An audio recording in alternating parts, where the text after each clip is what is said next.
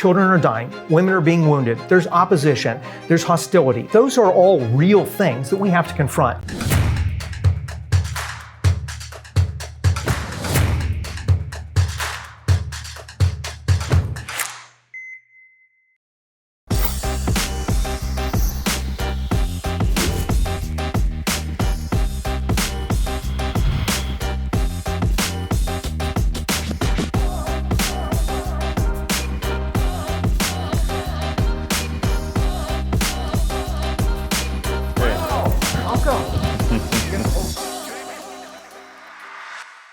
So in Virginia, we have some very minimal restrictions on later term abortions. In Virginia, we have some restrictions about coerced abortions, but other than that, very little. Tell me about pre and post Dobbs. What's been changing? What's the landscape like across the country? First thing, of course, is the shift from a focus on the federal to now the focus on the states and the local. What happens locally, what happens at the states, more crucial than ever, hence the reason what Coalition Life is doing is so critically important. So I've seen places that have gotten much better. States like Texas, Tennessee, states like the Dakotas, states like Mississippi and Alabama, where abortions have been largely prohibited and restricted. And that's wonderful until we understand a caveat of that. I've also been to the states where things have gotten notably worse. California, New Mexico, places like Oregon, Massachusetts, Minnesota, where all the good reporting laws that were on the books were all stripped off the books. States like Illinois, things have gotten notably worse in some states. Across the nation, we're seeing right now an average of about a 10% increase in the number of abortions since the Dobbs decision. But you also have this explosion in the use of abortion pills. As of right now, the numbers are over 63% nationally of abortions being committed by this deadly chemical concoction. And pills are being mailed from outside of the country with no safety protections whatsoever. As a result of that, not much has changed in terms of the focal points of advocacy. So it's critically important to be outside of surgical abortion centers. But also, pregnancy centers are more important than ever as we've had this proliferation of abortion in our Commonwealth and as people are coming across the border. So the pregnancy centers have a higher sense of urgency than ever before. And then maternity ministries are absolutely exploding right now, the need for them as well as the offerings of service for women who are facing unexpected pregnancies. When we meet them, when we put a roof over their heads, when we love them, when we serve them, when we walk with them, we can make a life-saving difference for the child and we can make a life-changing difference for that mother. What do you say to parents today who are being bombarded with all these variety of messages, but how do they talk to their kids about abortion? Well, first and foremost, understand that if we don't talk to them about abortion, the culture is, and they will be shaped by what other influences are out there. So all the different aspects of the pro-life message, we needed to be the ones to form them in that and then help them to experience those different things firsthand. I cannot begin to describe how our children's lives were transformed. We didn't force on them the reality early, but we brought them with us and we kept bringing age-appropriate messaging to them. My children were shaped not only by our family environment, but by those they were around. And as they grew, it helped them to be courageous, it helped them to be compassionate, it helped them to be leaders. And I look back now and I'm so thankful that we helped to introduce to them not only the pro-life message, but help them to walk alongside those who are living that message out on the front lines. It's changed their lives, and through them, it's changed the lives of so many other people, and I am eternally grateful for the experiences they've had. What is Coalition Life from your perspective? I think Coalition Life is one of the most influential and impactful local organizations that has national reach and a national footprint. What I see in Coalition Life is I see hope, I see the future of the pro-life movement, and I see what all of us need to learn from and apply ourselves to. Whether it's investing our time, our talent, our treasure, this is the way that we are going to make a difference.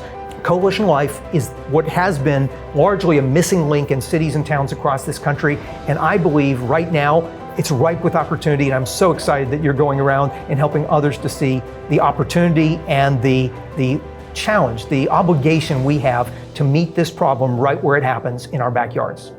What's the hidden story that maybe you haven't told? If someone's considering getting into the pro-life movement, what's that story? What's behind the scenes? If I were to try to sum up my story in a few words, it would be wrestling with God. Because at every step of the way, as God has kind of revealed the next step of my call, I've wanted to argue with him. I wanted to say, no, I'm not the guy, I'm not the one. Thankfully, I have an amazing wife who was raised in a pro-life family. They were involved in advocacy efforts in Corpus Christi, Texas, where Margaret grew up. But it's always been, there's the external challenges we face. Children are dying, women are being wounded, there's opposition, there's hostility. Those are all real things that we have to confront.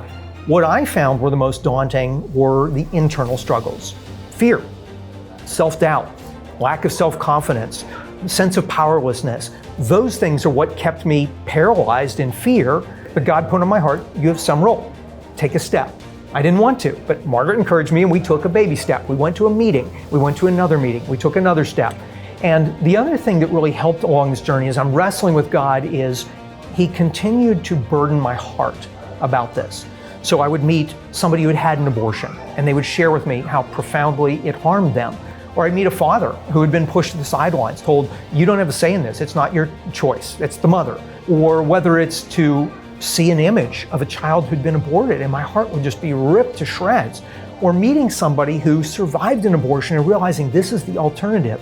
So it was all of these little things that would just keep, at that moment when I most needed it, I would get that little nudge of hope, that little nudge of something that would emotionally connect with me, and that little bit of whether it's heartbreak or joy that would move me forward. So the real story for me has been just as God puts on our hearts what he wants each of us to do, the first step is be faithful for what he's asking you to do today. Ask him to show you what is one little step I can take. You'll want to wrestle with him, but let your heart be open to what is at stake, and then say, yes, as for me and my house, we will serve the Lord this way. I fought it every step of the way, and I struggled with every aspect, but I am so thankful that I went through each of those steps, and I hope the person listening to us right now is willing to take those little steps one at a time as God puts it on their heart. So if you had a crystal ball, which you don't, what does the future of the pro-life movement look like? It's leaders who are willing to have similar commitment to you, Brian, the long game, and who are willing to say, I don't have all the answers, but I'm going to try, and we're going to learn as we go. And I'm going to couple that with one other thing, and that is if we're willing to collaborate with others.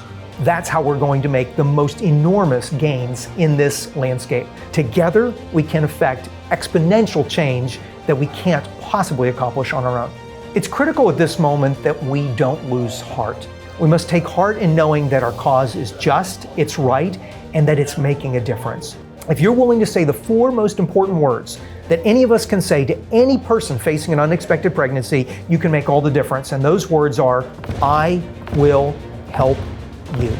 So today, let's rededicate ourselves. Let's take heart in knowing that children are at risk, women are at risk, and that we can come alongside and help them, and we can make a life-saving difference, and a difference that will have an eternal impact as we build God's kingdom here on earth as it is in heaven.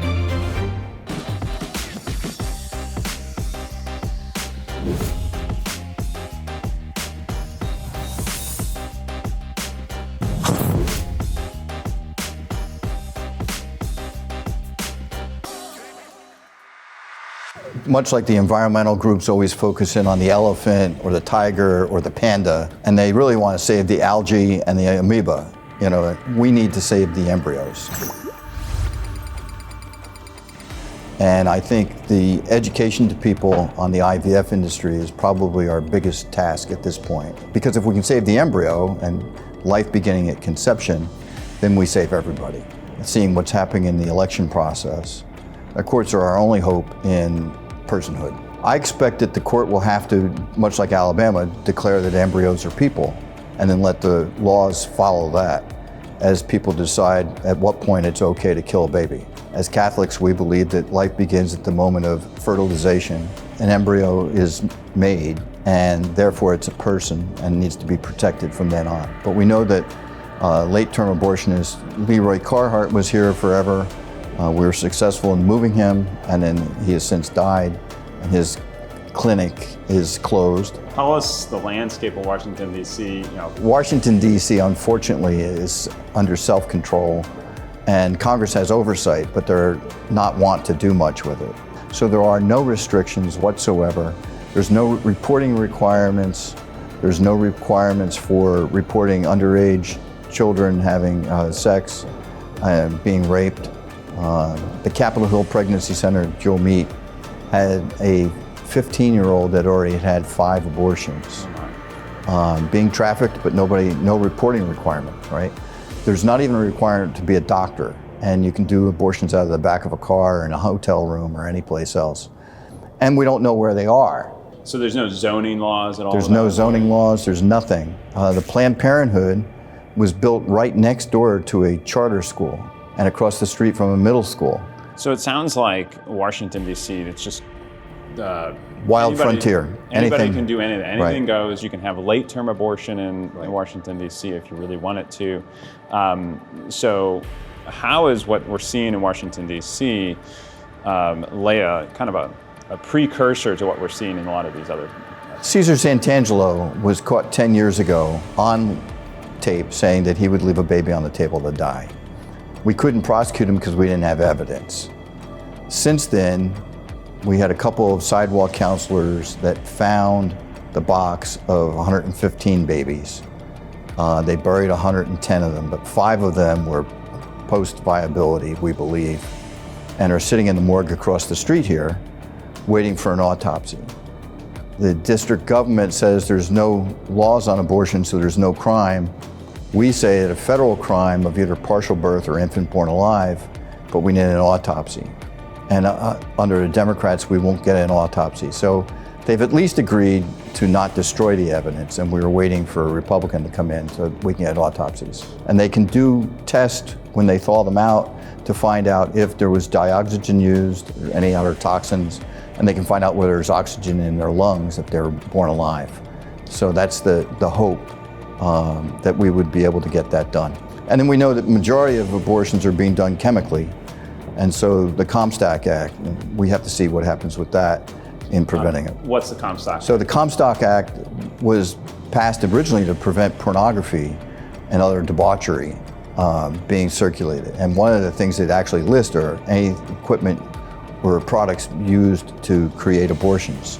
So we would hope that we can work to educate people on that. So far, most of the states have not allowed them to be sold in pharmacies. CVS and Walgreens are only in 6 states. And we would hope that Walmart and the other big providers won't do it, and that maybe even we can prevent them from doing it in other states with CVS and Walgreens.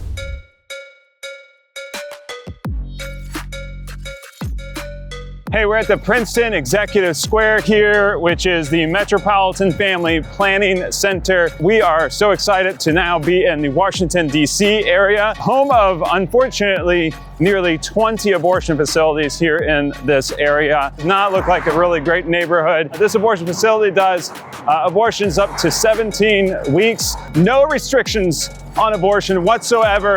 The only thing that they have is what's called parental notification, which is not parental consent, it's notification.